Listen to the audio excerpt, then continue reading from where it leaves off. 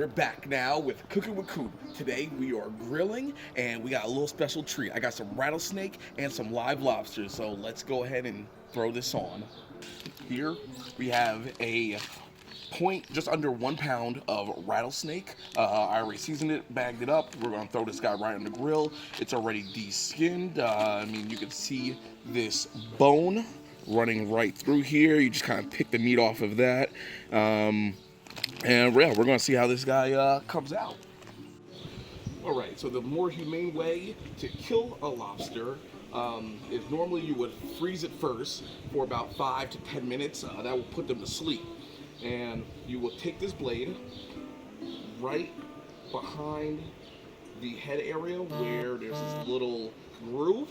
You want to go all the way down to the cutting board, slide it right across, and slip it all the way back from the head to the tail. Then we're going to put that right down on to the grill.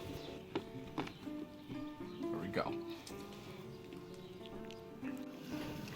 All right, we got the lobster on the grill, and we're gonna cook it on the meat side down for 3 minutes.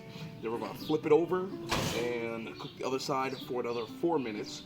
Now, when cooking the lobster, the claws tend to take a little bit longer to cook because of how thick it is, and the less exposure it has to the heat source.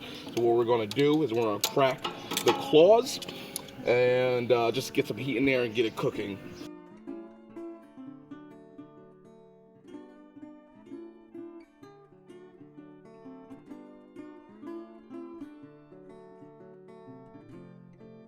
All right, so now we have a rack of split lobster going, flipped over the snake, and actually had to break the claws off of some of the cooked lobster because it didn't cook all the way through, so we're going to cook that separately. I got herb butter, which is 4 tablespoons of butter, some garlic, and parsley.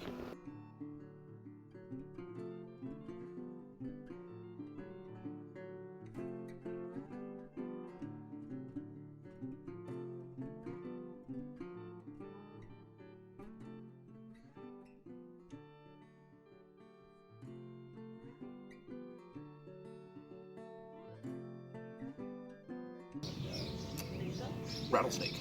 Came out really good. Has a ton of bones on the side, on both the sides. Most of the meat are in the middle of the spine, and it tastes like chicken. I don't mean that figuratively. I mean literally. Tastes like chicken jerky. Really, really juicy chicken jerky. I'm a fan. I like it.